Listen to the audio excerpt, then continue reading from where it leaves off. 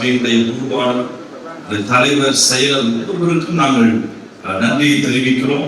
அருமையான வாய்ப்பிற்காய் நான் உள்ளத்தின் ஆழத்திலிருந்து நன்றியை தெரிவிக்கிறேன். அதோடு கூட வந்திருக்கிற திருச்சபையினுடைய ஆயர்களுக்கும் மற்ற TLC திருச்சபையில் வந்திருக்கிற ஆயர்களுக்கும் இடம் குருவானவர்கள்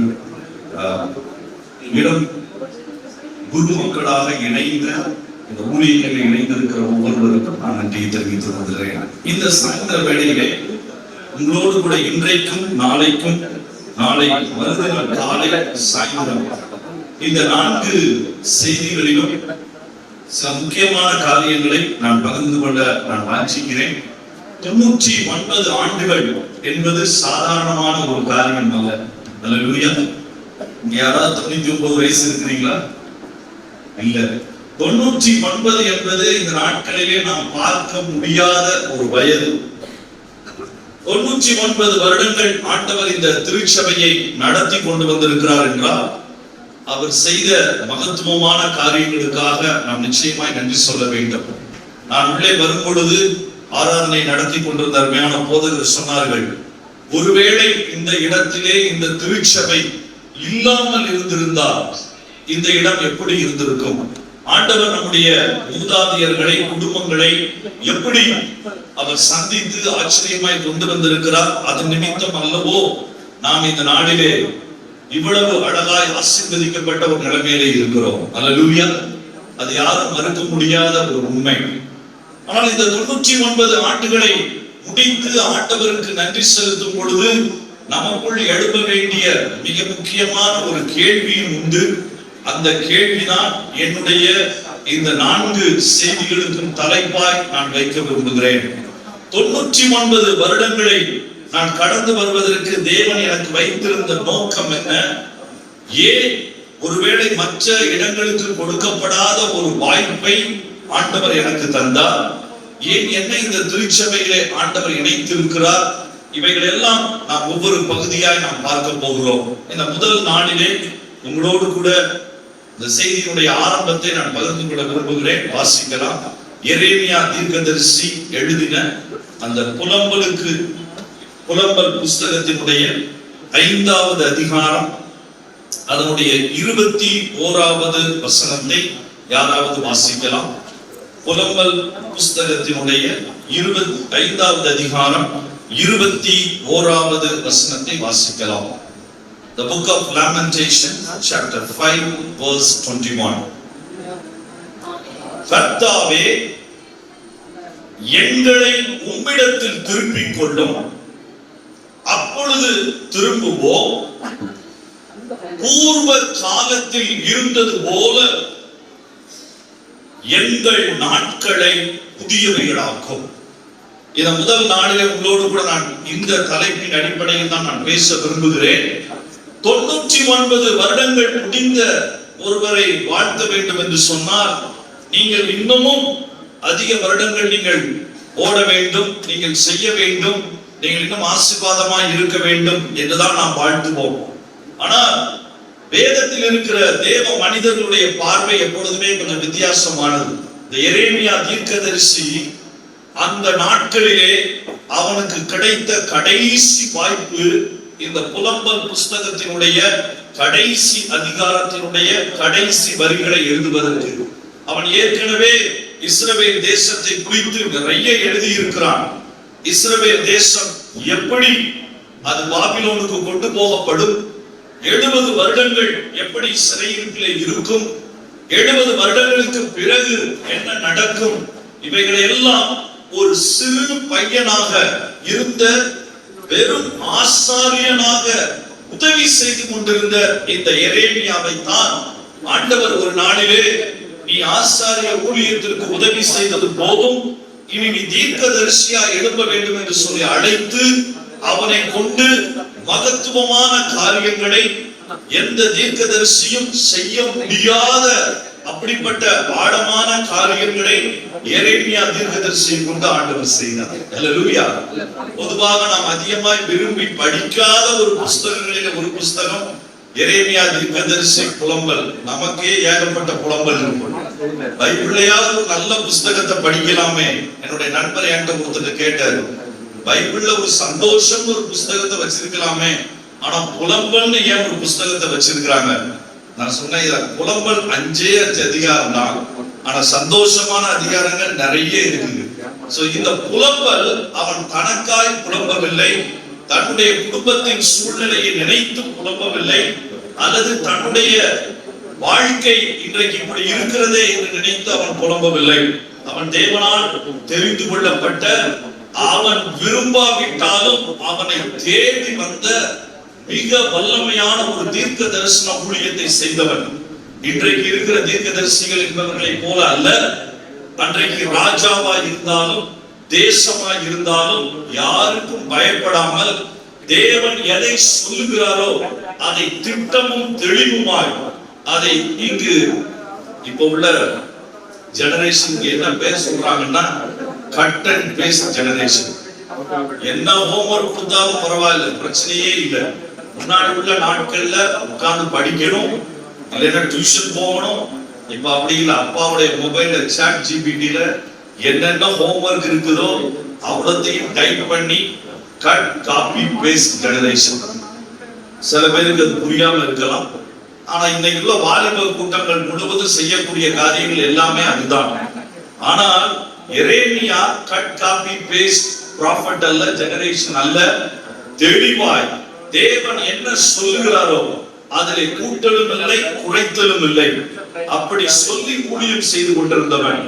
ஆனால் அவனுடைய வாழ்க்கையினுடைய கடைசி, அவன் எழுதின அந்த ஜெப புஸ்தகத்தினுடைய கடைசி பகுதியிலே அந்த இஸ்ரவேல் ஜனம் எங்கே வர வேண்டும் என்று அவன் விரும்பினான் தெரியுமா? அந்த வார்த்தை அழகாய் சொல்லுகிறது 21, பூர்வ காலத்தில் இருந்தது போல எங்கள் நாட்களை புதுப்பியும். மறுபடியும் பேக்குக்கு கூப்பிடுறான். எப்பொழுதுமே முன்னேற்றத்திற்கு நேராகத்தான் அவன் யோசித்திருக்க வேண்டும்.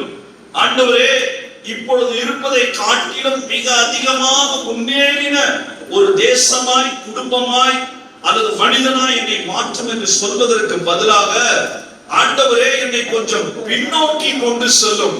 Take me to the ancient time, not taking to the modern time. என்னை நவீன காலத்திற்கு எடுத்து செல்வதற்கு அல்ல, ஆனால் என்னை பூர்வ காலத்திற்கு எடுத்து செல்லும் என்று சொல்லி ஒரு ஆழமான ஜெபத்தை வைக்கிறான். ஆனால் அந்த பூர்வ காலம் என்று சொல்வது பழைய முறைகள் அல்ல, பழைய வாழ்க்கை மெத்தட்ஸ் அல்ல. ஆனால் அது எது? அதுதான் நம்மை புதுமையாக்கக்கூடியது. அல்லேலூயா. ஒருவேளை பூர்வ காலம் என்று நான் சொல்லும் பொழுது என்ன பிரதர், மறுபடியும் பழைய காலத்துக்கு போக சொல்றீங்களா? மொபைலே இல்லாத, எலக்ட்ரிசிட்டி இல்லாத அருமையான மூத்த போதகர்கள் வந்திருக்கிறார்கள். அவரை குறித்த போதகர் சொன்னார், அவர்கள் நாட்களில் தான் இந்த சபை கட்டப்பட்டது, கட்டிடம். ஒருவேளை அந்த நாட்களுக்கு அப்படிப்பட்ட எளிமையான நாட்கள், அதை குறித்து நீங்கள் சொல்லுகிறீர்களா? அந்த நாட்கள் எளிமையா இருந்திருக்கலாம். ஆனால் பூர்வ நாட்கள் என்று பைபிள் எதை சொல்கிறது? எதற்கு நாம் திரும்ப வேண்டும்? ஏன் எரேமியா அப்படி சொல்லுகிறான்?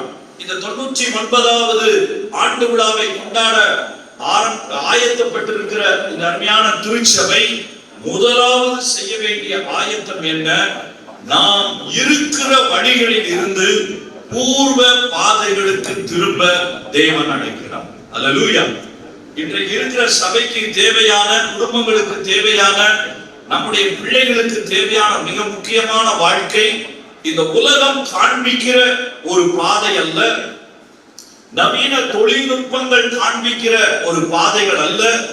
ஆனால் வேதம் ஒரு நாளும் மாறாத, மறையாத, மாற்ற முடியாத, மறுக்க முடியாத, மறைத்து வைக்க முடியாத பரத்தினுடைய சத்தியங்களையும் வழிகளையும் தேவனுடைய நினைவுகளையும் கொண்ட இந்த வசனம் போதிக்கிற அந்த வழிகளுக்கு பெயர் தான் பூர்வ வழிகள்.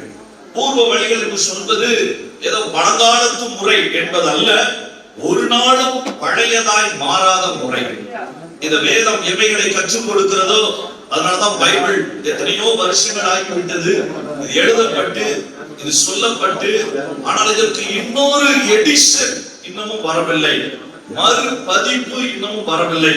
நான் மருத்துவ கல்லூரியை படிக்கும் பொழுது இந்த புஸ்தகத்தை நான் இப்பொழுது பயன்படுத்த முடியாது, அதான் பழைய கடைக்கு தூக்கி போட்டாச்சு. ஏன்னா எவ்ரி 2 வருஷம் 3 வருஷத்திற்கு ஒரு முறை புது பதிப்பு வருகிறது. எந்த மருந்தை சாப்பிட வேண்டும், எந்த மருந்தை சாப்பிடக்கூடாது, என்ன காரியங்களை செய்ய வேண்டும், எதை செய்யக்கூடாது, வேகமாய் வளருகிறது. அதுவும் இப்பொழுதுள்ள நாட்களிலே மாதந்தோறும் வளருகிறது.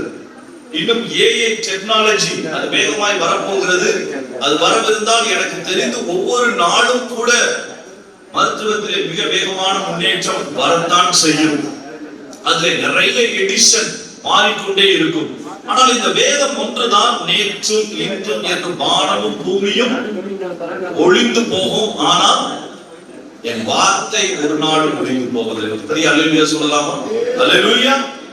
இந்த வார்த்தைகள் நம்மை எந்த பாதைக்கு அழைக்கிறது, இதை இன்னும் கொஞ்சம் தெளிவாய் பார்ப்பதற்கு அதே எரேமியா சொல்லுகிறான். 6வது அதிகாரம், எரேமியாவின் புஸ்தகம் 6வது அதிகாரம், அதனுடைய 16வது வசனத்தை வாசிக்கலாம். எரேமியா chapter 6 verse 16. வழிகளிலே நீங்கள் நின்று பூர்வ பாதைகள் எவைகள் என்று நீங்கள் கேட்டு விசாரித்து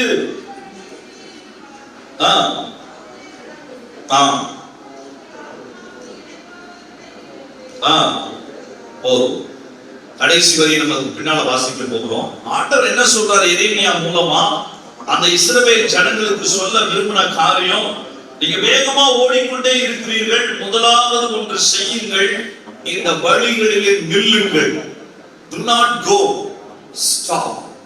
இந்த வழிகளிலே நின்று விசாரியுங்கள், கேட்டு விசாரியுங்கள், நல்ல வழி என்ன என்பதை பாருங்கள், அதிலே நடங்கள், அதிலே பூர்வ பாதைகள் எவைகள் என்று விசாரித்து அவைகளிலே நடவுங்கள். நம்முடைய ஆத்துமாக்கள் இளைப்பாறுதலை ஒவ்வொரு நாளும் பெற்று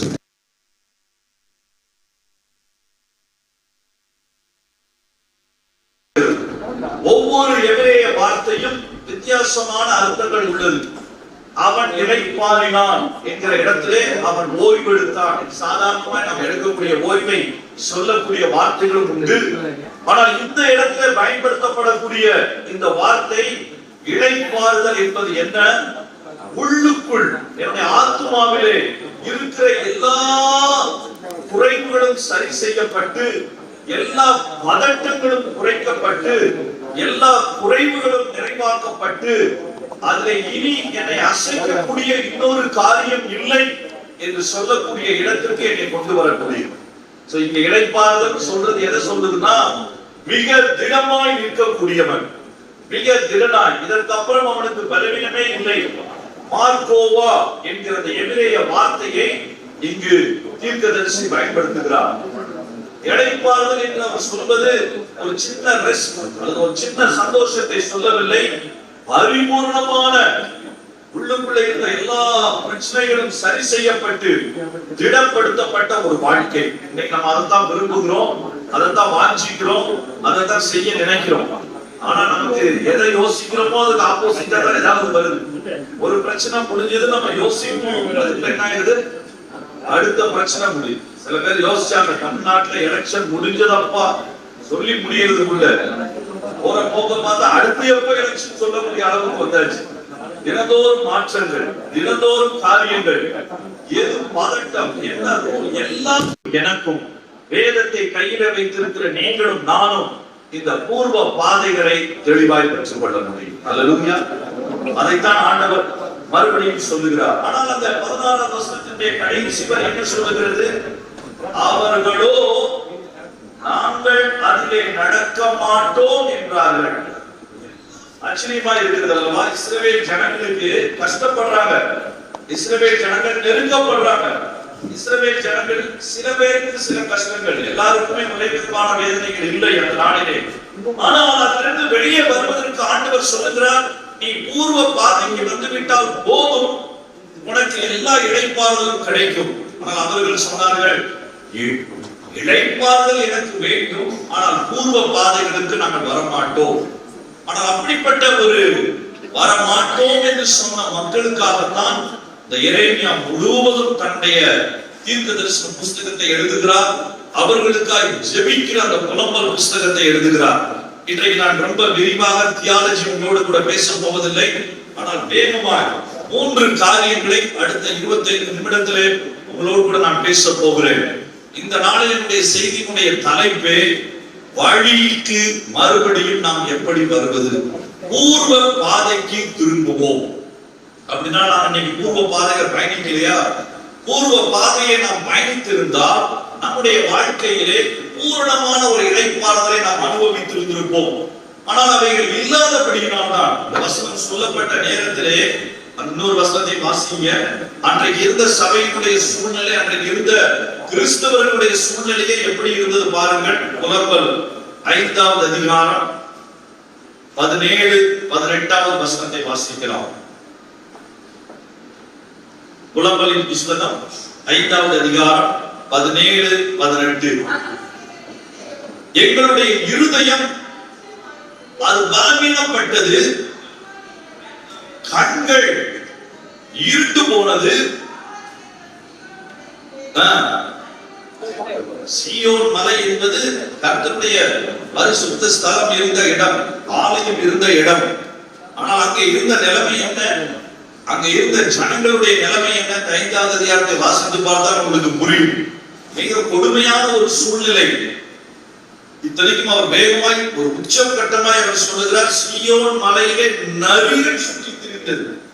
சீயோன் மலை அழகானது, வாசஸ்தலங்கள் அழகானது, அற்புதமானது, தேவன் உலாவக்கூடிய அப்படிப்பட்ட வாசஸ்தலமே அது கிட்டத்தட்ட உடைந்து போய் விழுந்து போய் அதில் இருந்த சூழ்நிலைகள் மிக ஒரு கவலைக்குள்ளான ஒரு நிலைமை. அதைத்தான் இந்த தீர்க்கதரிசி எழுதுகிறார். ஆனால் புதிய ஏற்பாட்டில் இருக்கிற உங்களுக்கும் எனக்கும் மிகப்பெரிய ஒரு வாய்ப்பை, கிருபையை கர்த்தர் தந்திருக்கிறார். நம்மை எத்தனை முறை நாம் அவரை விட்டு தூரமாய் போயிருந்தாலும், எத்தனை முறை நாம் அவரை மறந்திருந்தாலும், மறுபடியும் நம்மை சந்தித்து தம்மோடு கூட நம்மை ஏற்றுக்கொள்வதற்கு ஒரு தகப்பனுடைய இருதயத்தை உடைய ஆண்டவராக இருக்கிறார். அல்லேலூயா. இன்றைக்கு உங்களுடைய குடும்பங்களை மறுபடியும் கட்டுவதற்கு நீங்கள் எடுக்க வேண்டிய முதல் காரியம், என் பிள்ளைக்கு என்ன வேலை, என் பிள்ளைக்கு எங்க கல்யாணம், என் மையத்துக்கு எந்த ஸ்கூல்ல கொடுக்கணும், எனக்கு எந்த வேலை கிடைச்சா போதும், இந்த தோட்டத்துல எனக்கு இவ்வளவு விளைச்சல் வந்தால் போதும். இது வல்ல, ஒரே ஒரு காரியத்தை நீங்கள் செய்தால் போதும், பூர்வ பாதைக்கு திரும்பினால் போதும், தேவன் வைத்திருக்கிற மொத்த இளைப்பாறுதலை நாம் பெற்றுக்கொள்ள முடியும். அல்லேலூயா. அதுதான் ஆண்டவர் தருகிற ஆச்சரியமான காரியம். இந்த பூர்வ பாதைக்கு திரும்புவதற்கு ஆண்டவர் முழு வேதாகமத்திலும் ஏராளமான காரியங்களை சொல்லிக் கொடுக்கிறார். To come back to the ancient path. எப்படி வர வேண்டும், அதை வருவதற்கு நான் என்ன செய்ய வேண்டும், இவைகளை விரிவாய் நான் சொல்ல போவதில்லை. ஆனால் 3 முக்கியமான காரியங்கள். நீங்கள் பூர்வ பாதைக்கு திரும்பி இருக்கிறீர்களா, நீங்கள் பூர்வ பாதையை நடக்கிறவர்களா என்பதை நமக்கு சொல்லி தருவதற்கு அது போதுமானது. ஏன் அதை சொல்றது தெரியுமா? இந்த எந்த திருச்சபையில் நாம் அமர்ந்திருக்கிறோமோ, இந்த திருச்சபையினுடைய முற்பிதாக்கள், ஃபவுண்டர்ஸ் நீங்க திருப்பி பார்த்தீங்கன்னா, பூர்வ பாதை லூத்ரன் சபைக்கு எங்கே ஆரம்பித்தது என்று தெரியும். நம்ம கையில வைத்திருக்கிற தமிழ் வேதாகமம் இதை கொண்டு வந்து சேர்த்தது யார்? ஒரு லூத்ரன் மிஷனரி சீகன் பால் இந்தியாவிற்கு வந்தவர். சீகன் பால் எந்த இடத்திலே பிறந்து வளர்ந்தாரோ அதே தெற்கு ஜெர்மனி பகுதிக்கு நான் ஊழியத்திற்கு போயிருக்கிறேன்.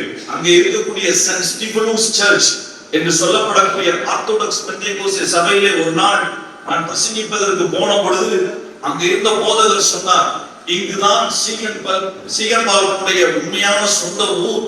ஆனால் இங்கு அவருக்கு வாய்ப்பு கிடைக்காததினாலே அவர் பக்கத்து நாட்டில் உள்ள ராஜாவிடத்திலே ஓடி போய் என்னை எப்படியாவது இந்தியாவிற்கு அனுப்புங்கள் என்று சொல்லி இங்கு இருந்துதான் நம்மளுடைய தேசத்திற்கு அவர் வந்தார் என்று சொல்லி எனக்கு ஆச்சரியமா இருந்தது. ஏன் தெரியுமா? அந்த தேசத்திற்கு ஒரு முறை நீங்க போனீங்கன்னா நம்மளே திரும்ப வரமாட்டோம். ஆண்டவரே உங்களுடைய சித்தம் இதுதான் சொல்லிட்டு அங்கே உட்கார்ந்துருவோம். இப்ப எல்லாரும் நம்ம ஹாப்பி பர்த்டே கொண்டாடுவதற்கு பிளாக் ஃபாரஸ்ட் கேக் வெட்டுறோம், அப்படிதானே? கடையில போய் கேட்கும் பொழுது எனக்கு பிளாக் ஃபாரஸ்ட் கேக் வேணும், ஒயிட் ஃபாரஸ்ட் கேக் வேணும் அப்படி சொல்லிதான் பிள்ளைங்க கேட்கிறாங்க. ஆனா உண்மையான பிளாக் ஃபாரஸ்டே அந்த தெற்கு ஜெர்மனியுடைய பின்பகுதியில் தான் இருக்கிறது. மிக அழகான இடம். ஒரே இடத்துல சூரியனையும் சந்திரனையும் நீங்கள் சாயந்தர நேரத்தில் பார்க்க முடியும். ஆச்சரியமான அங்கு கிடைக்கக்கூடிய தேன் உலக புகழ் பெற்றது. அங்கு இருக்கக்கூடிய கால சூழ்நிலை மிகுந்த ஒரு மனதிற்கு மனரம்யமானது. அந்த தேசம் எல்லா செழிப்பையும் உடையது. இந்த தேசத்தை விட்டுவிட்டு எந்த விதமான வசதியுமே இல்லாத, எந்த விதமான முன்னேற்றங்களையும் கண்டிராத, இயேசு யார் என்றே தெரிந்திராத இந்த ஊருக்கு வந்தால் மறுபடியும் திரும்பி போவோமா என்கிற ஒரு கேள்விக்குறி இருந்த இந்த தேசத்தை தேடி நாடி வந்து தரங்கம்பாடியிலே உட்கார்ந்து சில ஆண்டுகள் தான் உயிரோடு கூட வாழப் போகிறோம் என்பது அவருக்கு பாதியிலே தெரிந்திருந்தாலும் இந்த வேதத்தை தமிழ் மொழியிலே மொழிபெயர்த்தே ஆக வேண்டும் என்று வைராக்கியமாய் ஓடி அதிலே தன்னுடைய வாழ்க்கையை ஊற்றி கொடுத்த ஒரு தேவ முற்பிதாக்களினுடைய வரிசையிலே வந்து உட்கார்ந்து இருக்கிறவர்கள் தான் நீங்கள். அவர் நடந்த பூர்வ பாதை ஞாபகம் உண்டோ? ஒருவேளை இன்றைக்கு நாம் வேதத்தை எவ்வளவு முக்கியத்துவம் நாம் கொடுத்திருக்கிறோம். How many of you have completed the Bible at least once in your life in the last 5 years? கடந்த 5 ஆண்டுகளிலே நான் ஒரு முறை முழு வேதாகமத்தை படித்திருக்கிறேன் என்று எத்தனை பேர் சொல்ல முடியும்? என்னுடைய பிள்ளை ஒருவேளை பாடத்தை படிப்பதற்கு முன்பு என்னுடைய பிள்ளையை நான் தினந்தோறும் வேதத்தை படிக்க வைக்கிறேன் என்று சொல்லுகிறவர்கள் யார் சொல்ல முடியும்? என்னுடைய பிள்ளைக்கு வேதத்தை கற்றுக் கொடுத்து நான் ஒவ்வொரு நாளும் வசனத்தை சொல்லிக் கொடுக்கிறேன் என்று எப்படி சொல்லுகிறவர்கள் எத்தனை பேர் நாம் சொல்ல முடியும்? ஏன் நான் உதாரணத்தை சொல்லுகிறேன்? எந்த சபை, எந்த குடும்பம், எந்த கிறிஸ்தவன் பூர்வ பாதைகளை விட்டு விடுகிறானோ அவனுடைய வாழ்க்கையிலே ஒருவேளை அவன் 70-80% தேவனுடைய கிருபைகளை பெற்றுக் கொள்ளலாம். ஆனால் பூரணமான கிருபைகளை தேவன் சொல்லுகிற இந்த இளைப்பாறுதலை, தேவன் வைத்திருக்கிற இந்த பரிபூரணத்தை பெறுவது கேள்விக்குறிதான். அதனால்தான் ஆண்டவர் 99வது வருஷத்திலே நீங்கள் அடுத்த வருடம் 100வது வருஷத்துக்கு போய்விடுவீர்கள். அதற்கு முன்பு பூர்வ பாதைக்கு திருப்பின மனிதர்களாய், கிறிஸ்தவர்களாய், குடும்பங்களாய் நாம் எழும்பியாக வேண்டும். அல்லேலூயா. பக்கத்துல கை பிடிச்சு சொல்லுங்களேன், நீங்க பூர்வ பாதைக்கு வரணும். Come back to the original path. ஏன்னா நான் பேசிக்கிட்டே இருக்கும்போது உங்க கனவெல்லாம், உங்க மைண்ட் எல்லாம் வேற எங்கேயோ போயிடும். ஐபிஎல் எத்தனை நாளுக்கு ஓவர் போயிட்டு இருக்கும், நான் போறதுக்குள்ள முடிஞ்சிருமா, இவங்க சரியான நேரத்துக்கு முடிப்பாரா, இந்த கேள்விகள் எல்லாம் உங்களுக்கு வரும். மழைக்காக ஆண்டவருக்கு நன்றி செலுத்துகிறேன். நான் ஒரு இடத்துக்கு போனப்ப இப்படிதான், எல்லாரும் வந்த உடனே மழை வந்துருச்சு, எல்லாரும் வருத்தப்பட்டாங்க. நாங்க ஸ்தோத்திரம் கேட்டாங்க, ஏன் ஸ்தோத்திரம் சொல்றீங்க?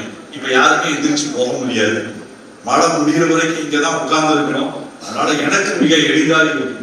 சோ நீங்க மழை ஒருவேளை மீட்டிங் ஆரம்பிப்பதற்கு முன்பு வந்திருந்தா நிறைய பேர் நீங்க வந்திருக்க மாட்டீங்க. அதனால பாஸ்டரோட சேர்ந்து நானும் ஒரு பெரிய ஐடியா சொல்றேன். நீங்க ஊற்று தண்ணீரே கீழே இருந்து கேட்டீங்க, ஆண்டவர் மேல இருந்து கொடுத்துட்டோம். சோ ஆண்டவருடைய ஜெபத்தை கேட்டு, உங்களுடைய காரியங்களை கேட்டு அதை ஆச்சரியமாய் செய்திருக்கிறார்.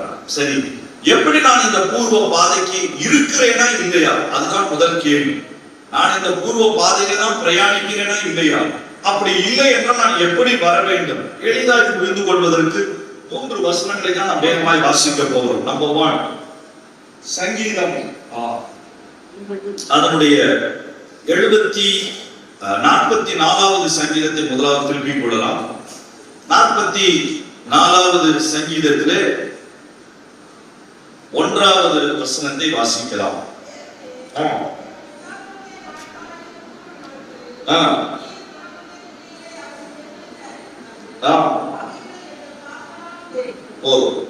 இங்க அழகாய் ஒரு கோராகின் புத்திரர்கள் ஒரு சங்கீதத்தை எழுதி சொல்லுகிறார்கள். எங்கள் பிதாக்களின் நாட்களிலே, பூர்வ நாட்களிலே நீங்கள் செய்த காரியங்களை எல்லாம் நாங்கள் கேட்டிருக்கிறோம். அவைகளை எங்களுடைய காதுகளினால், எங்களுடைய சொந்த காதுகளினாலேயே நாங்கள் கேட்டிருக்கிறோம். அதை சொல்லிவிட்டு அந்த சங்கீதத்தில் சொல்லுகிறார், அந்த கிரியைகள் இன்றைக்கு நடக்காதா? Will you not do the ancient mighty works among us? எங்களுடைய மத்தியிலே மறுபடியும் பூர்வ நாட்களினுடைய கிரியைகளை நீ செய்ய மாட்டீரா? ஒருவேளை இந்த 99வது வருஷத்தினுடைய இந்த கடைசி பகுதியிலே வந்திருக்கிற நமக்கு இந்த நாட்களிலே நாம் எடுக்க வேண்டிய மிக முக்கியமான கேள்வி இதே கோராகு புத்திரனுடைய கேள்விதான். சரி, முதல் ஸ்டெப் நம்ம எங்கிருந்து ஆரம்பிக்க போகிறோம்? மீகாவின் புஸ்தகம் அதனுடைய 7வது அதிகாரம் 20வது வசனத்தை வாசிக்கலாம். மீகா தீர்க்கதரிசியின் புஸ்தகம் அதனுடைய 7வது அதிகாரம் அதனுடைய 20வது வசனத்தை வாசிக்கலாம். பிதாக்களுக்கு ஆணையிட்ட சத்தியத்தை யாக்கோபுக்கும், இங்க மிக அழகான ஒரு வார்த்தை மீகா கடைசி வசனமாய் அதை எழுதுகிறார். பூர்வ நாட்கள் முதல் எங்கள் பிதாக்களுக்கு ஆணையிட்ட சத்தியத்தை யாக்கோபுக்கும் கிருபையை ஆபிரகாமுக்கும் கட்டளையிடுவீராக. இந்த பூர்வ நாட்களிலே சரியாய் நடந்த 3 பேரை உங்களுக்கு முன்பாக வேகமாக நிறுத்துகிறேன். அதிலிருந்து நம்ம எளிதாக கற்றுக்கொள்ளலாம். பூர்வ பாதையிலே நாம் நடக்கிறோமா அல்லது நடக்காவிட்டால் எப்படி அந்த பாதைக்கு நான் வருவது, என்னை நடக்க விடாமல் செய்தது எது, இந்த 3ஐயும் நாம் அதிலிருந்து தெரிந்து கொள்ள முடியும். இங்கு பூர்வ நாட்களுக்கு அடையாளமாய் இந்த தேவ மனிதன் கேட்கிற யாரை குறித்து கேட்கிறான்? இந்த மீகா ஆபிரகாமினுடைய கிருபையை கேட்கிறான். ஆண்டவரே, ஆபிரகாமுக்கு கொடுத்த அந்த கிருபை, அந்த பூர்வ நாட்கள், அதை எங்களுக்கு தரமாட்டீரா? நீங்கள் பூர்வ பாதையிலே நடக்கிறீர்களா இல்லையா என்பதற்கு முதல் அடையாளம் என்ன தெரியுமா? ஆபிரகாமினுடைய விசுவாசம் நம்முடைய வாழ்க்கையிலே நிலைத்து இருக்கும். You will live by faith and not by your works. Lutheran சபையினுடைய ஆணி வேறே யாரு? இயேசு கிறிஸ்துவிற்கு பின்பு இந்த லூத்தரன் சபை வருவதற்கு மிக முக்கியமான காரணம் மார்ட்டின் லூத்தர் அவர்கள். மார்ட்டின் லூத்தரை குறித்து நீங்க நிறைய படித்திருக்க முடியும். ஆனால் அந்த மனிதனுடைய வாழ்க்கையில ஒரே ஒரு திருப்பு முனை, அவன் போய்கொண்டிருந்த படகு, அங்கு அடித்த புயல் காற்று, அதிலே அவன் சிக்கி சாக போகிறோம் என்று யோசித்த பொழுது அவனுக்குள் அந்த நாளின் நம்பிக்கை சென்ட் ஆனியை நோக்கி அவன் ஜெபித்தான். என்ற ரோமன் கத்தோலிக்க சபையினுடைய நம்பிக்கையில வளர்க்கப்பட்ட ஒரு பையன், அவருடைய அப்பா எவ்வளவோ முயற்சி செய்தார் இவனை விசுவாசத்துக்கு கொண்டு வர வேண்டும் என்று சொல்லி அவருக்கு தெரிந்த விசுவாசத்திலே. ஆனால் அந்த புயல் தான் இவனுடைய வாழ்க்கையை திருப்பினது. ஒரே ஒரு ஜெபம் தான் செய்தான், என்னை காப்பாற்றும் செய்தானி, காப்பாற்றினால் நான் ஒருவேளை பாத்திரியாய் நான் மாறி விடுவேன். ஒரு ஜெபம் தான். ஆனால் தேவன் ஒருவேளை அறியாமையிலே செய்யப்பட்ட அந்த ஜெபத்தை கூட கேட்டு ஆச்சரியமாய் அவனை காப்பாற்றி இறையியல் கல்லூரிக்கு கொண்டு வந்தார். அவனை ஒரு குருவாக மாற்றினார். ஆனால் வேதத்தை படிக்க ஆரம்பித்திருந்த மார்ட்டின் லூதருக்கு அவரே ஒரு போதகர். விட்டன்பர்க் செமினரியில மிகப்பெரிய பிரசித்தி பெற்ற போதகர். நான் அந்த நகரத்திற்கு போயிருக்கிறேன் புலிகளுக்காக. அந்த விட்டன்பர்க் ஏரியாவில் இருக்கக்கூடிய மிகப்பெரிய பிரசித்தி பெற்ற செமினரியினுடைய ஒரு ப்ரொஃபசர் அவர். ஆனால் வேதத்தை படித்த பொழுது அவரை நிறுத்தின வசனம் அதுதான். வேதத்திலே 3 முறை அந்த வசனம் வருகிறது, விசுவாசத்தினால் நீதிமான் பிழைப்பான். இந்த விசுவாசத்தினுடைய ஆணிவேர், இந்த விசுவாச வாழ்க்கையிலே வாழக்கூடிய ஒரு அற்புதமான காரியம் தான் ஆபிரகாமுக்கு ஆண்டவர் கற்றுக் கொடுத்தார். நான் ஆபிரகாமினுடைய முழு விசுவாசத்தை குறித்து பிரசங்கிக்க போவதில்லை. அதை குறித்தெல்லாம் நீங்கள் நிறைய கேள்விப்பட்டிருப்பீர்கள், நீங்களே விட்டால் பிரசங்கிப்பீர்கள். ஆகவே ஆபிரகாமினுடைய வாழ்க்கையினுடைய விசுவாசம் எப்படி இருந்தது, எங்கே இருந்தது, எப்படிப்பட்ட சூழ்நிலையிலே அவனுக்கு அந்த விசுவாசம் அவனை ஆழமாய் கொண்டு சேர்ந்தது, வாசியுங்கள். யாக்கோபுக்கு எழுதின நிருபம். இந்த ஆபிரகாமினுடைய விசுவாசத்தினுடைய உச்சம் என்ன தெரியுமா? அந்த உச்சத்திலே இன்றைக்கு நாம் வாழ கற்றுக்கொண்டால் நாம் பூர்வ பாதையிலே வாழுகிற கிறிஸ்தவனாய் வாழ முடியும். யாக்கோபு 2வது அதிகாரம் அதனுடைய 23வது வசனம். ஜேம்ஸ் chapter 2 verse 23 வேகமாய் வாசிக்கலாம். அப்படியே ஆபிரகாம் தேவனை விசுவாசித்தான், நீதியாக எண்ணப்பட்டது, நிறைவேறிற்று. இதுதாங்க ஆபிரகாமுடைய விசுவாச வாழ்க்கை. இன்னைக்கு நம்ம விசுவாசத்தை எங்க கொண்டு போய் வச்சுட்டோம் தெரியுமா?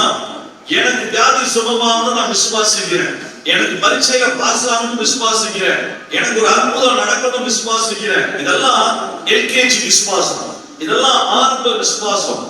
மிஷன் ஃபீல்ட்ல 22 வருடங்களாய் ஆண்டவருடைய கிருபையினாலே போதகர் சொன்னதை போல பீகார், யூபி, நேபாள் பகுதியில் நாங்கள் ஊழியம் செய்கிறோம். நூற்றுக்கணக்கான சாட்சியை நான் சொல்ல முடியும். அனுதின தேவைகளை கர்த்தர் எப்படி சந்திக்கிறார், எதிரிகளிடத்திலிருந்து கர்த்தர் எப்படி பாதுகாக்கிறார். ஒருவேளை எங்கேயுமே தெரியாத இடத்திலே நாம் மாட்டினாலும் கர்த்தர் எங்கே அற்புதமாய் கொண்டு போய் சேர்க்கிறார். 100 இல்ல 1000 சாட்சிகளை நாம் இன்றைக்கு இரவிலே சொல்ல முடியும். ஆனால் விசுவாச வாழ்க்கையுடைய உச்சம் தேவனிடத்திலிருந்து ஏதோ ஒன்றை நான் பெற்றுக்கொள்வதல்ல. விசுவாச வாழ்க்கையுடைய உச்சம் அந்த தேவனோடையே நான் நடப்பது, அந்த தேவனுக்கு சிநேகிதனாய் மாறுவது. எந்த சூழ்நிலையில் அவன் சிநேகிதனாய் மாறினான் தெரியுமா? வேதம் கிடையாது, சபை கிடையாது, ஐக்கியம் கிடையாது. அங்க ஆபிரகாம் விக்கிரக ஆராதனை செய்யக்கூடிய ஒரு மனிதன். யோசுவா 24ஆம் அதிகாரத்துக்கு வீட்டுல போய் வாசித்து பாருங்க. அவன் விக்கிரகங்களை செய்யக்கூடிய வேலை செய்து கொண்டிருந்தவன். அவனுக்கு தேவன் எப்படிப்பட்டவர் என்று தெரியாது. ஆனால் அப்போஸ்தலர் 7 ஸ்தேவான் சொன்னதை போல மகிமையின் தேவன் ஆபிரகாமுக்கு தரிசனமான பொழுது தன்னுடைய வீட்டை உறவுகளை எல்லாம் விட்டு வந்தார். நிறைய ஆபிரகாமுடைய வாழ்க்கையிலே நடந்தது. ஆனால் வேதம் அவனுடைய உச்சமாக what is the pinnacle of his faith, எதற்காக அவனை ஒருவேளை விசுவாசியுடைய தகப்பன் என்று ஆண்டவர் சொல்லுகிறார். ஏன் சொன்னார் தெரியுமா? அந்த நாட்களிலே, மனசாட்சியின் நாட்களிலே, வேதமும் மோசேயினுடைய ஆகமங்களும் கொடுக்கப்படாத நாட்களிலே தேவன் யார் என்றே தெளிவான வெளிச்சம் கிடையாது. அப்படிப்பட்ட நாட்களிலே தேவனுடைய பக்தனாய் அல்ல, தேவனுடைய விசுவாசியாய் அல்ல, தேவனுடைய சீடனாய் அல்ல, ஊழியனாய் அல்ல, ஆசாரியனாய் அல்ல, அந்த உன்னத தேவனின் சிநேகிதனாய் ஆபிரகாம் வாழ்ந்தார். அல்லேலூயா. இந்த வாழ்க்கைக்கு என்றைக்கு நாம் வருகிறோமோ அன்னைக்கு தான் நம்ம பூர்வ பாதைக்கு திரும்பி இருக்கிறோம். 5% விசுவாசத்தை வைத்துக் கொண்டு நானும் ஞானஸ்நானம் எடுத்து விட்டேன் என்று சொல்லி, எனக்கு கொஞ்சம் விசுவாசம் இதில் உண்டு என்று சொல்லி நாம் மாற்றப்பட முடியாது. அதனால்தான் பூர்வ பாதைக்கு நாம் திரும்ப முடியவில்லை. பூர்வ பாதை எதை சொல்லுகிறது? எந்த விசுவாசத்தை சொல்லுகிறது தெரியுமா? இப்ப வாசிங்க. எப்படி பிரதர் சொல்றீங்க? தேவனோடு கூட சிநேகிதன் சொல்லி வர்றதுதான் விசுவாசத்தினுடைய உச்சம். நான் சொல்லல, வாசிங்க. யோவான் 15ஆம் அதிகாரம். இயேசு தன்னுடைய சீஷர்களுக்கு கற்றுக் கொடுக்கிறார். எது விசுவாச வாழ்க்கையிலே, அவரோடு இணைந்த வாழ்க்கையிலே, அவரை நம்பி ஓடுகிற வாழ்க்கையினுடைய உச்சம் என்ன? யோவான் 15ஆம் அதிகாரம் 15வது வசனம் 15. ஏன் இந்த வார்த்தை ஆண்டவர் சொல்லணும்? இதுக்கு அப்புறம் அவர் என்ன சொல்ல போறான்னு நம்ம பார்க்க போறோம். அதுக்கு முன்னாடி சொல்றாரு, உன்னை நான் சீசன் என்று சொன்னேன், உன்னை நான் அப்போஸ்தலர் என்று சொன்னேன், ஆனால் இனி உன்னை ஊழியக்காரன் என்று கூட நான் சொல்ல போவதில்லை. நீ அதை தாண்டி அடுத்தபடிக்கு நீ வரப்போகிறாய். ஏனென்றால் நீ ஒரு செடியிலே கொடி இணைந்திருப்பது போல என்னோடு கூட இணைந்திருக்கிற விசுவாசத்தை நீ இருக்கிறாய். இப்ப என்ன சொல்லி கூப்பிட போறாராம்?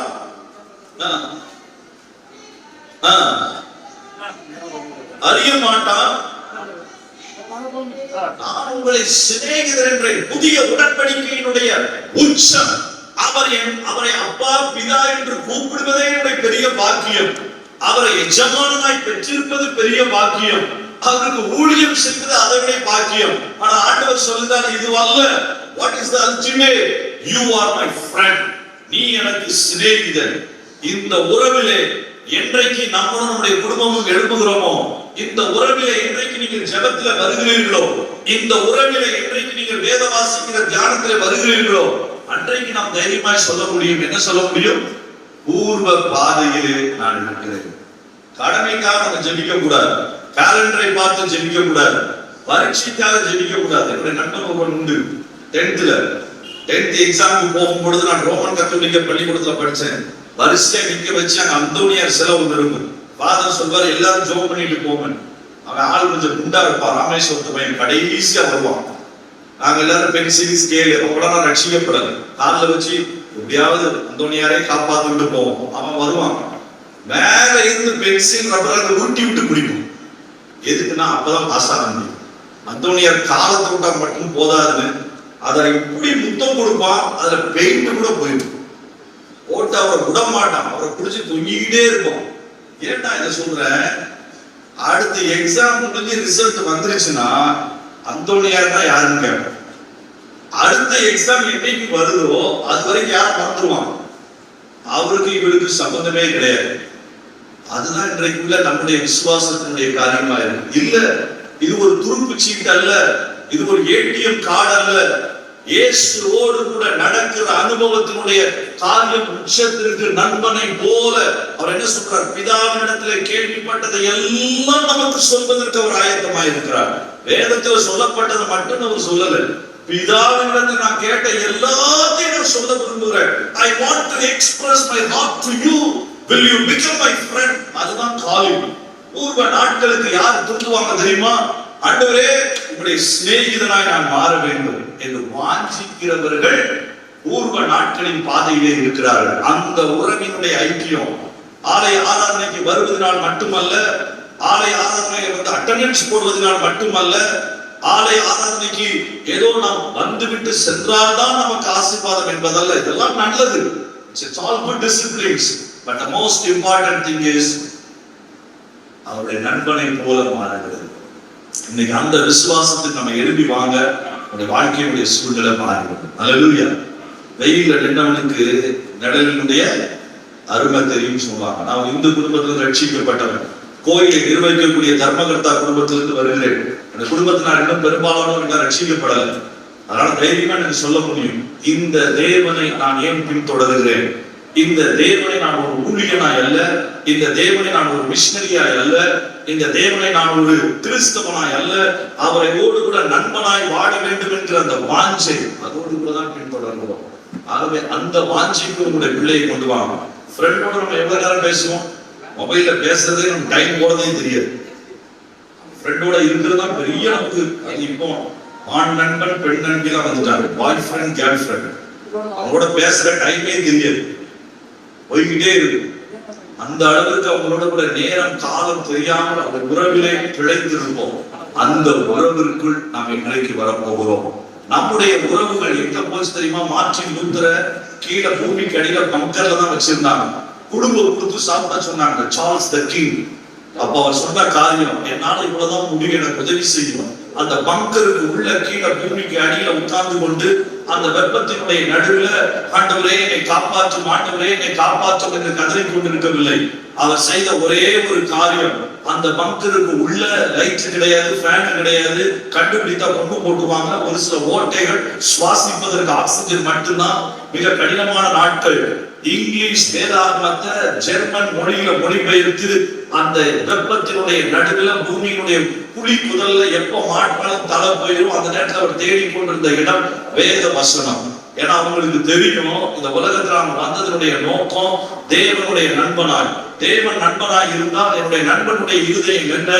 என்னுடைய ஜனங்கள் ரட்சிக்கப்படணும், என்னுடைய ஜனங்களுக்கு வேதம் தெரியணும். அதனால தான் வேதத்தை படிச்சதல்ல, தன்னுடைய நண்பனின் இருதயம் என்ன என்று தெரிந்ததினாலே, பிதாவினுடைய இருதயம் என்னவென்று தெரிந்ததினாலே, இந்த ஜெர்மன் தேசத்திற்கு மட்டுமல்ல இந்த முழு உலகத்திற்கும் ஒரு புரட்சி வேண்டும் என்றால், if there is a reformation is needed, அது என்னுடைய நாட்களிலே நடக்க வேண்டும், அது இந்த பூமியினுடைய புதைக்குழியில் இருக்கக்கூடிய பங்கர்ல நடக்கணும்னு சொல்லி அன்றைக்கு அவர் எடுத்த அந்த அன்பினுடைய வெளிப்பாட்டுல தான் இன்றைக்கு நீங்களும் நானும் சீர்திருத்த சபைகளாக, அது எந்த சபையா இருக்கட்டும், அதற்கு பிறகு எழுப்பின கிட்டத்தட்ட 500 வருடங்களாய் நாம் ஓடிக்கொண்டிருக்கிறோம். கரங்களை தட்டி அப்படிப்பட்ட தேவ மனிதர்களுக்கு நன்றி செலுத்தலாமா?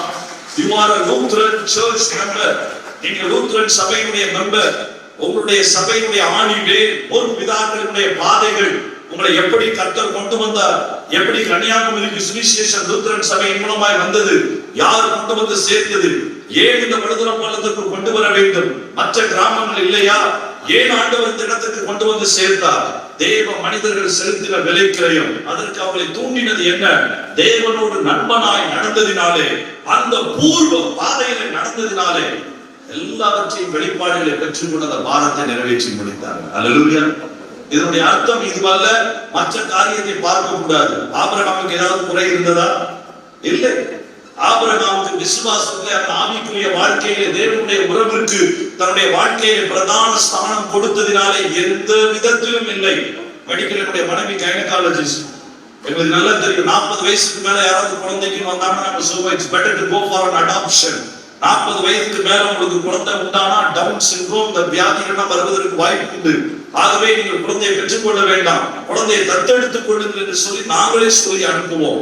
Don't go for IVF, maybe surrogacy, வாடகை தாய் முறைகள் இன்றைக்கு வந்துவிட்டது, அதைத்தான் சொல்லுவோம். கண்டிப்பாக 45 வயதிற்கு மேல எங்கேயுமே முயற்சி செய்ய மாட்டார்கள். முட்டையினுடைய அளவு குறைந்துவிடும், யூட்ரஸ் அதை தாங்க முடியாது, குழந்தையே உண்டானாலும் உங்களுடைய இருதயம் அதை காத்துக்கொள்ள முடியாது.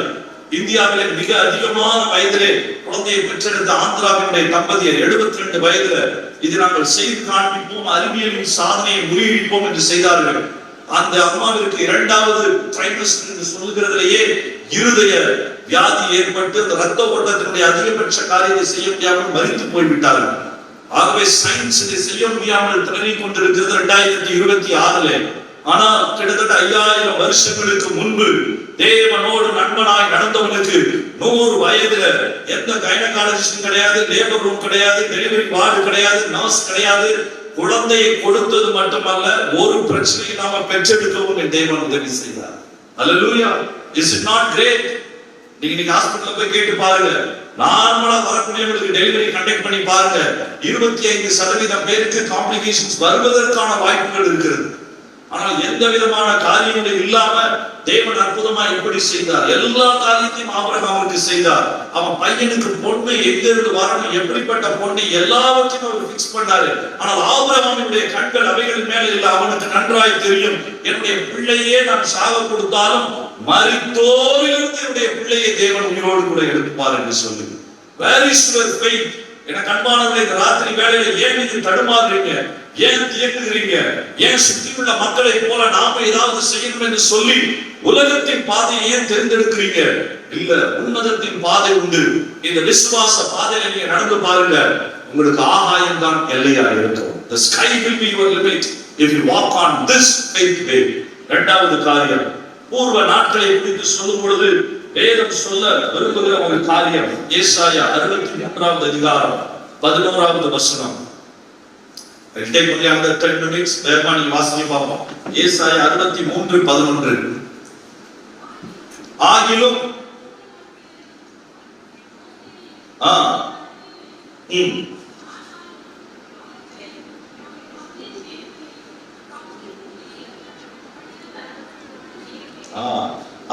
வது அதிகாரத்தில் ஏசாயா எழுதும் பொழுது அவர் பூர்வ நாட்களையும் மோசேயும் தம்முடைய ஜனத்தையும் நினைவு கூர்ந்தார். இப்ப பூர்வ நாட்கள் முதல்ல ஆபிரகாமினுடைய பேரை சேர்த்து சொல்றாரு.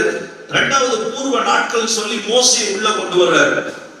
அங்க கேட்கிறார் ஏசாயா, எங்கே என்னுடைய மேய்ப்பன் மோசே சமுத்திரத்தின் வழியாக அவர்களை மந்தையை முழு மந்தையும் அந்த சிவந்த சமுத்திரத்தின் வழியாய் கொண்டு வந்தாரே, அந்த மோசே போன்ற பூர்வ நாட்களை எங்களுக்கு எங்கே? 2வது மனிதன் மோசே. இந்த மோசையை குறித்து நீங்க நிறைய காரியங்களை வாசிக்க முடியும். ஆனா இந்த மோசைக்கு இருந்த அற்புதமான காரியம் என்ன தெரியுமா? இந்த மோசைக்கு கிடைத்த உன்னதமான காரியம் என்ன தெரியுமா? எப்படி ஆபிரகாம் உறவை தன்னுடைய வாழ்க்கையினுடைய முக்கியமாய் வைத்திருந்தானோ, அதே போல மோசே தன்னுடைய வாழ்க்கையில வைத்திருந்த மிக முக்கியமான காரியம் கீழ்ப்படிதல், obedience. மோசேயுடைய வாழ்க்கையை நீங்க படிச்சு பாருங்க. எண்ணாகமத்தினுடைய புஸ்தகத்துல மட்டும் கர்த்தர் சொன்னபடியே மோசே செய்தான். 83 முறை வருகிறது. 83 times it's written as the Lord said. எப்படி கர்த்தர் சொன்னாரோ அதேபடி செய்து முடித்தான் மோசே. எவ்வளவு ஆச்சரியம் பாருங்க. ஒரு நேரத்துல ஆண்டவர் கூப்பிடுறாரு. முதல் முறை எங்க கூப்பிடுறாரு? மலைக்கு மேல ஜெபம் பண்ணுவான்னு சொல்லி கூப்பிடுறாரு. எத்தனை நாள் ஜெபம் என்னன்னே சொல்லல. நம்மளா இருந்தா ஒரு பையில பேக்ல வாழைப்பழம், சிப்ஸ், தண்ணி பாக்கெட்டு எல்லாத்தையும் எடுத்துட்டு நம்ம போயிருக்கோம் போகும்போது. ஆனா எத்தனை நாள் என்ன ஒண்ணுமே கேட்கல, யாரையும் கூட்டிட்டு வரக்கூடாதுன்னு சொல்லிட்டாரு. சரி, எதுவும் இல்லைன்னா மொபைல் போனையா நம்ம எடுத்துட்டு போயிருக்கோம். ஆனா மேல போய் உட்கார்ந்ததுக்கு அப்புறம் 6 நாள் பேசவே இல்லை. என்ன செஞ்சிருப்போம்? 6 நாள் நம்ம அமைதியா உட்கார்ந்து இருப்போமா? 6 நிமிஷம் நம்மளால அமைதியா உட்கார முடியும். ஆண்டவரே என்னோடு கூட பேசுன்னு சொல்லிட்டு 10 நிமிஷம் எது ஆண்டவர் பேசுறது போல உணரவில்லைன்னா இனி நம்ம கூட பேச மாட்டாரு அப்படின்னு நம்மளே முடிவு பண்ணிட்டு எந்திரிச்சு வந்துருவோம். 6 நாட்கள் மேகம் மூடி இருந்தது. ஆனா அந்த இடத்த விட்டு எந்திரிச்சு வரல. ஏன்? தப்பா வந்துட்டோமா? சில கேள்விகள் வந்திருக்கலாம். மேகம் மட்டும்தான் மூடி உட்கார்ந்து இருக்கு. ஒரு சத்தத்தை காணும். கையில பைபிளும் கிடையாது, கீழேயும் போக முடியாது. ஏன்னா மேல வான்னு சொன்னவரு எப்போ கீழே போக சொல்றாரு அப்பதான் போக முடியும். இந்த 6 நாளும் தண்ணியும் கிடையாது, சாப்பாடும் கிடையாது. சரி, 7வது நாள் பேசினாரு. யோசிச்சிருப்பா, ஆண்டவர்கிட்ட கேட்டுருவோம், அப்பா 6 நாள் எங்க போயிட்டீங்க? எப்படியோ பசியை நான் கண்ட்ரோல் பண்ணிட்டேன். 7வது நாள் 8வது நாள், ஏன்னா அது வரைக்கும் வேதத்திலே அவ்வளவு நாட்கள் உபவாசம் யாரும் செய்ததில்லை. முதல் 40 நாட்கள் உபவாசம் மோசே தான் செய்தான். ஆனால் அது ப்ரீ பிளான்ட் ஃபாஸ்டிங் கிடையாது. 40 நாள் நீ உபவாசத்துக்கு ஆயத்தமாய் வா என்று சொல்லி ஆண்டவர் சொல்லவில்லை. யாத்ராம் 24வது அதிகாரத்துல நீ மேல வா, கடைசி 5 வசனங்கள் அவ்வளவுதான் சொன்னார். யாரையும் கூட்டிட்டு வரக்கூடாதுன்னு சொல்லிட்டாரு. ஆனா கீழ்ப்படிந்தான், மேல போய் உட்கார்ந்தான். 7வது நாள்ல ஆண்டவர் பேச ஆரம்பிச்சாரு, அற்புதமா பேச ஆரம்பிச்சாரு. எத்தனை நாள் பேசினாரு? மீதமுள்ள 34 நாட்கள், 40 நாட்கள் புசியாமலும் குடியாமலும் அங்கேயே உட்கார்ந்து இருந்தான். Is it not great? அந்த அளவிற்கு அவனுடைய கீழ்ப்படிதல். என்ன செய்யணும், அவன் தன்னுடைய கருத்துக்களை காரியங்களை ஆண்டவரிடம் சொல்லி போராடி கொண்டிருக்கல. அவன் நன்றாய் படித்தவன், எகிப்தினுடைய கலைகளிலே தேர்ந்தவன், ராஜகுமாரன், அவனுக்கு எல்லாமே தெரியும், மிகுந்த நிபுணன். ஆனால் ஆண்டவரிடத்துல அவன் போராடவில்லை. ஆண்டவர் ஒரு ஆசரிப்பு கூடாரத்தை செய்ய சொல்றாரு. எப்படி சொன்னாரோ அப்படி அவன் செய்தான். ஒரு வசனத்தை மட்டும் வாசிக்க போறோம். 2 வசனங்கள் வாசிக்க முடியும். யாத்ராகமத்தின் புஸ்தகம் கடைசி அதிகாரம், அதில் வாசித்து பாருங்க அவன் எப்படி தன்னுடைய காரியங்களை அவன் செய்த. 40வது அதிகாரம் 33வது வசனம்.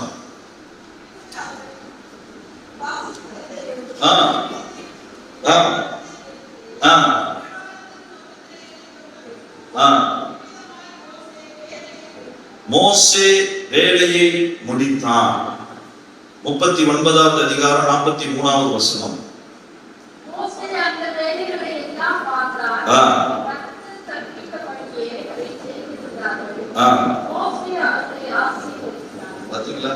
அவன் என்ன 33வது வசனம் நம்ம வாசிச்சோமே, 40வது அதிகாரத்துல போட்டிருக்குது, தொங்கு திரையை தொங்க வைத்தான். அது என்னது? வீட்டுல போடுற ஸ்கிரீன் கர்டன். என்ன ஸ்கிரீன் போடணும், எங்க போடணும், எவ்வளவு உயரத்துல இருக்கணும், என்ன கலர்ல இருக்கணும், யார் சொல்றா? ஆண்டவர். நம்மளா இருந்தா என்ன சொல்லிருப்போம், இது எங்களுக்கு தெரியாத ஆண்டவரே, கன்னியாகுமரியில கிடைக்காத ஸ்கிரீனா நாங்க சூப்பரா போய் சூப்பர் மார்க்கெட்ல வாங்கிட்டு வந்துருவோம், இந்த கலர் போட்டா அருமையா இருக்கும், பர்ப்பு கலர் டிசைனை போட்டு கீழே வளையத்தை போட்டா அதோட சூப்பரா இருக்கும், 4 டிசைன் நம்மளே சொல்லியிருக்கோம். இப்ப சின்ன பிள்ளைங்களே சொல்லுது.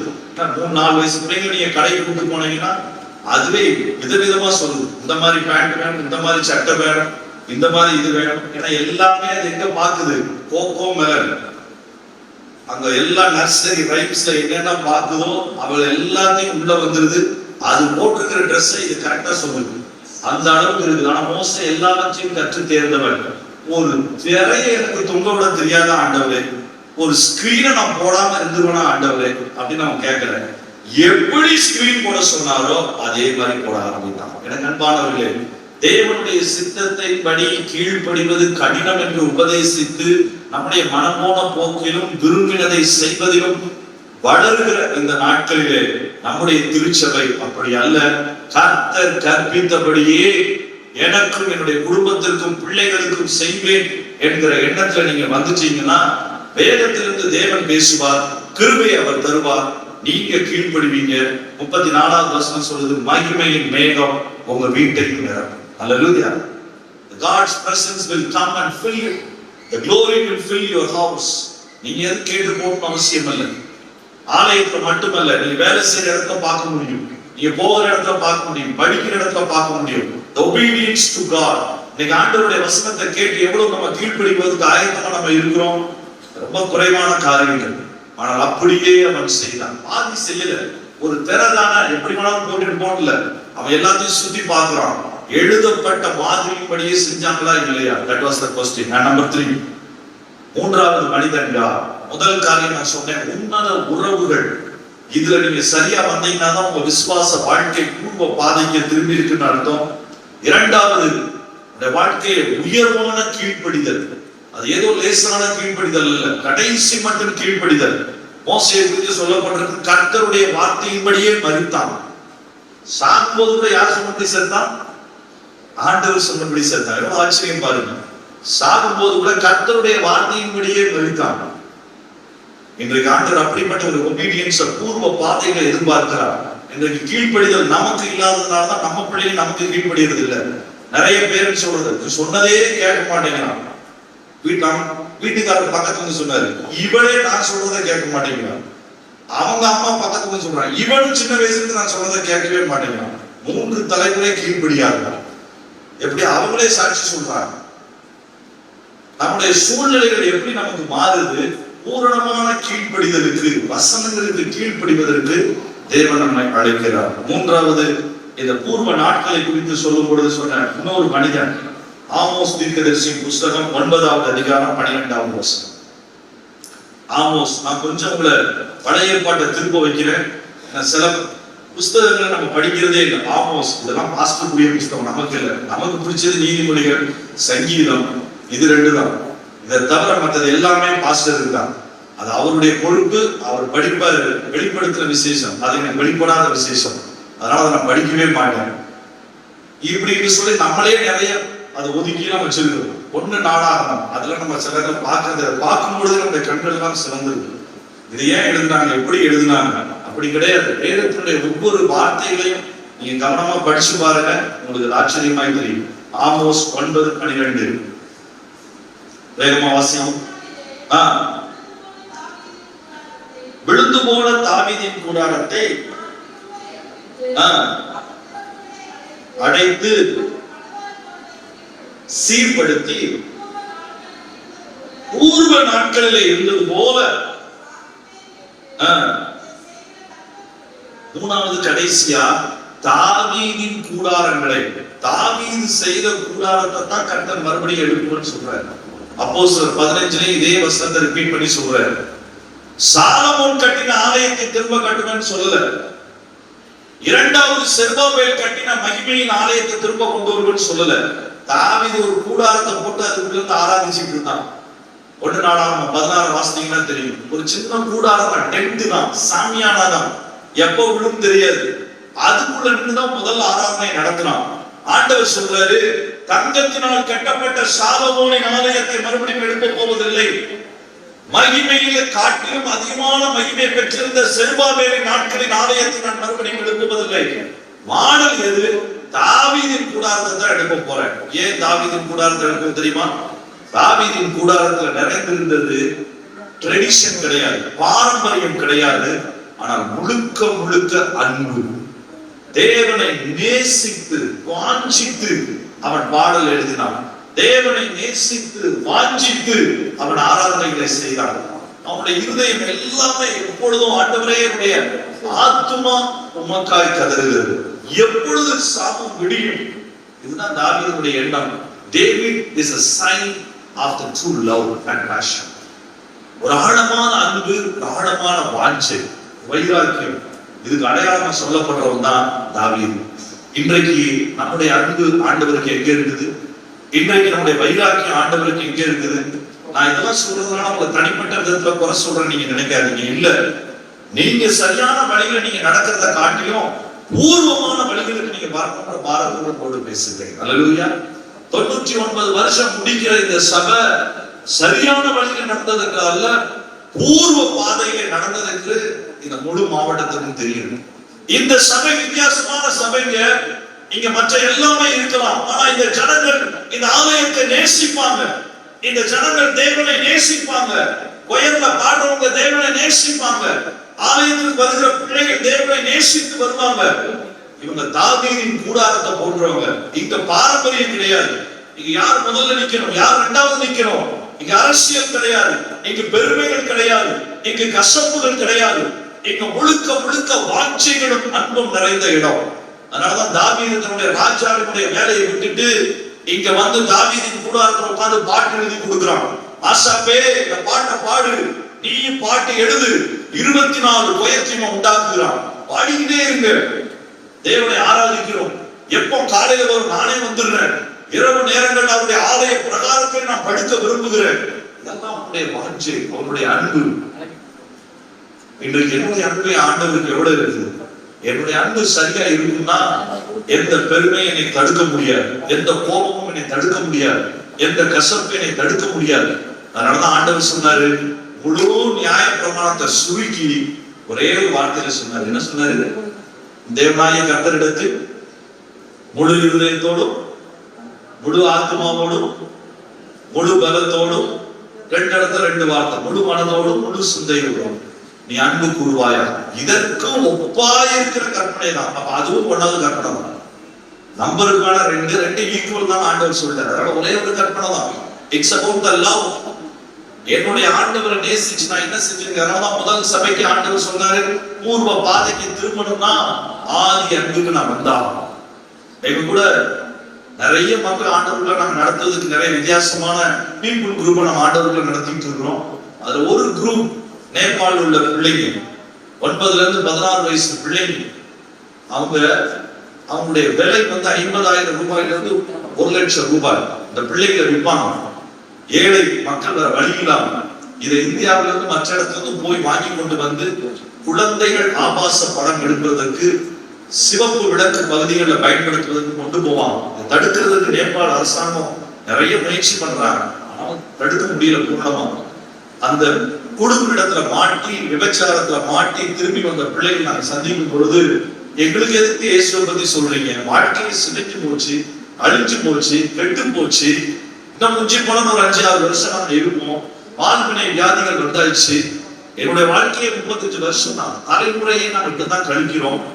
எங்களுக்கு எதுக்கு சொல்றீங்க? முதல்ல ஆரம்பத்துல எதிர்ப்பாதான் இருந்தாங்க. இயேசு நண்பர் சொல்ல சொல்ல சொல்ல அந்த பிள்ளைகளுக்குள்ள வந்த மாற்றங்கள், தொழிலை விட்டு வெளியில வந்தாங்க. அவர்களை திருமணம் செய்வதற்கு மற்றவர்கள் ஆயத்தமாக இருந்தாங்க. இன்றைக்கு அவங்களே முழு நேர ஊழியர்களா இருக்கிறாங்க. அந்த பிள்ளைகிட்ட கேட்டீங்கன்னா, நீங்க ஆராதிக்கணும்னு சொன்னீங்கன்னா 2 மணி நேரம் யாருமே தேவையில்லை, அழுது ஆண்டவர் ஆராதிப்பாங்க. கேட்டா சொல்லுவாங்க, செதச்சு போன வாழ்க்கைங்க, கெட்டு போன வாழ்க்கைங்க, முழுவதும் தடைபட்டிருந்த வாழ்க்கைங்க. சமுதாயத்தில் என்னுடைய சொந்த தாய் தகப்பன் கூட நான் போய் இரவிலே யாரோடு கூட படுத்திருந்து பெற்றுக்கொண்டு வந்த பணத்தை வாங்கிட்டு போயிருவாங்க, என்னை வீட்டுக்குள்ள சேர்க்க மாட்டாங்க.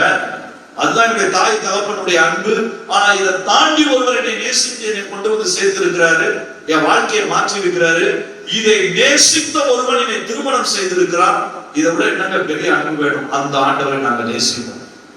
இன்னைக்கு அந்த அன்பு நம்மகிட்ட எங்க போச்சு? 99 வருஷங்கள் ஆனதுனால நம்முடைய திருமண வாழ்க்கையில கணவன் மனைவி அன்பு குறைஞ்சது மூலம் குறைந்து விட்டதோ? இன்றைக்கு ஆண்டவர் நம்மை ஆதி அன்புக்கு மறுபடியும் அழைக்கிறார். Come back to the place of love. தானியத்தை நேசிக்கிறதுல, வசனத்தை நேசிக்கிறதுல, தேவனை நேசிக்கிறதுல, ஆராதிக்கிறத நேசிக்கிறதுல, இந்த நேசத்திற்கு முன்னால உன்னத பாட்டுல சாலமோன் சொல்லுகிறார், இந்த நேசத்தை திரளான தண்ணீர்கள் அவிழ்க்க முடியாது, வெள்ள பெருக்கம் ஒன்றும் செய்ய முடியாது, உலகத்தினுடைய ஆஸ்திகளையே தந்தாலும் அது ஒன்றும் செய்ய முடியாது. இன்றைக்கு ஆண்டவருக்கு இருக்கிற அன்பை ஒரு சின்ன விஷயம் தூக்கிட்டு போயிருது, ஒரு கிரிக்கெட் மேட்ச் தூக்கிட்டு போயிருது, ஒரு போட்டி பொறாமை தூக்கிட்டு போயிருது, ஒரு சின்ன கசப்பு தூக்கிட்டு போயிருது, ஒரு சின்ன என்னுடைய சொந்த வேலை ஆண்டவருடைய காரியத்தை தள்ளிவிடவும் என்னை எடுத்து சென்று விடுகிறது. என்னுடைய பிள்ளைகளுக்கு இந்த அன்பை நான் கடத்தி இருக்கிறேன்னா 3 காரியங்களை நம்ம மனதில் வைத்து பார்க்க போவோம். உன்னத உறவிற்கு தேவன் நம்மை அழைக்கிறார். உயர்ந்த கீழ்ப்படிதலுக்கு தேவன் நம்மை இழுக்கிறார். உளமான உள்ளத்தின் ஆழத்திலிருந்து வருகிற அன்புக்கு தான் ஆண்டவர் காத்திருக்கிறார். நம்ம கொடுக்கிற காணிக்கை அல்ல, நம்ம கொடுக்கிற செய்யக்கூடிய நம்முடைய டிசிப்ளின்ஸ் அல்ல. எல்லாத்தையும் தாண்டி தேவன் எதிர்பார்க்கிறது நொறுங்குண்டு நறுங்குண்டு இருதயத்தோடு அவருடைய சமூகத்தில் நேசிப்பது. நம்ம எல்லாரும் எழுந்து நிற்கலாம், ஜெபிக்க போகிறோம். முதல் நாளிலே தேவன் நம்மை பூர்வ பாதைகளுக்கு அழைக்கும்படியாகத்தான் இந்த நாட்களை ஒழுங்குபடுத்தி கொடுத்திருக்கிறார். ஏதோ நானும் ஒரு கிறிஸ்தவனாய் வாழ்ந்தேன், சராசரி கிறிஸ்தவனாய் வாழ்ந்து மறைப்பதற்கு அல்ல.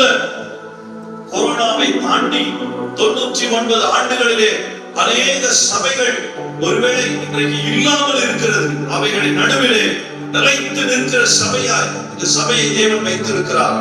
காரணம் என்ன தெரியுமா? உங்களை பார்த்து ஆண்டவர் எதிர்பார்த்திருப்பது என்ன தெரியுமா? நீங்க ஆண்டவருக்கு நன்றி சொல்ல ஆயத்தப்பட்டுக் கொண்டிருக்கிறீங்க.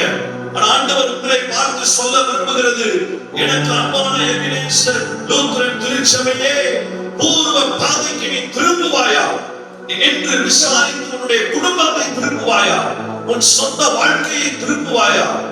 விசுவாச வாழ்க்கையிலே தேவனோடு கூட உறவாடுகிற நண்பனை போல மாறுகிற சின்ன ஜெபங்கள் உங்களை திருப்தி அடைய செய்து விட்டதோ? தேவனை பாடுகிற 2 வரிகள் உங்களை திருப்தி அடைய செய்து விட்டதோ? இல்லை எனக்கு அன்பானவர்களே, அவரோடு கூட நான் நண்பனாய் மாறும் வரைக்கும், அவரோடு கூட நான் நெருங்கி நடக்கிற வரைக்கும் என் விசுவாசம் அது ஏங்கிக் கொண்டே இருக்கும். ஆண்டவரே, நீர் எனக்கு நண்பனாய் வர வேண்டும். இருதயத்துடைய எல்லா காரியங்களையும் நான் அறிய வேண்டும் சுவாமி. என்னுடைய விசுவாசம் எவ்வளவு குறைபாடுதா இருக்கிறது, என்னுடைய விசுவாசம் எவ்வளவு ஊமைக்கிறதா இருக்கிறது. உன்னத உறவுக்காய் கொடுக்கப்பட்ட விசுவாசம் நிறைந்து இருக்க வேண்டும். விசுவாசம் ஐஸ்வர்யவான்களாய் இருக்க வேண்டும். நம்முடைய சந்ததி விசுவாச சந்ததியாய் இருக்க வேண்டும்.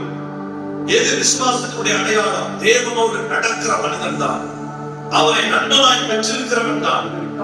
இரண்டாவது காரியம் உயர்வான கீழ்ப்படிதல்.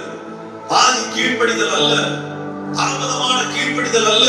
It's not the partial obedience, it's not the delayed obedience, it's a complete obedience. ஒரு சின்ன ஸ்கிரீனை போடுறதா இருந்தா கூட, தொங்குகிற திரையை போடுவதா இருந்தா கூட, அது தேவன் என்ன சொல்லுகிறார் என்பதை அதை குறித்துக் கொண்டு அப்படியே செய்ய விரும்பினார் இந்த மோசே. One of the expert from the Egypt, அவன் படிக்காதவன் அல்ல, பேதை அல்ல, ஞானத்திலே நிரம்பினவன். அவனுக்கு தெரியும், என் ஞானம் அல்ல, பரத்தின் தேவனுக்கு கீழ்ப்படுகிறதே என்னுடைய ஞானம். The disobedience made many people to deviate from the ancient path. என அன்பானவர்களே, கீழ்ப்படியாமை என்கிற இந்த ஒரு காரியம் தான் அநேகரை பூர்வ பாதையிலிருந்து தள்ளிவிட்டது.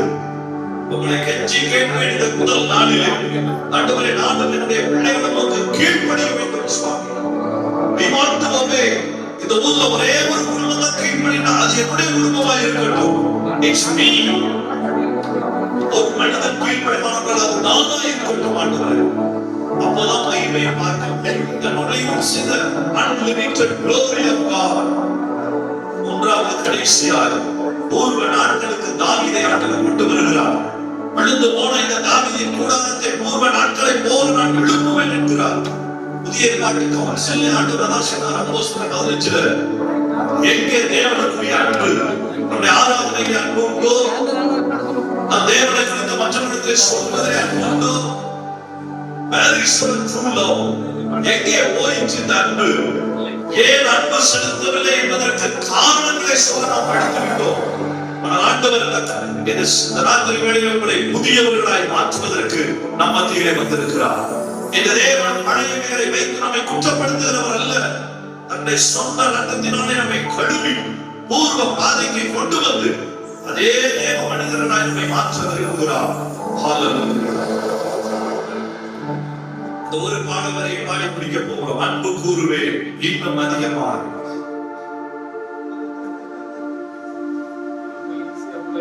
அன்பு கூறுவே இன்னும் அதிகமாக ஆராதிப்பே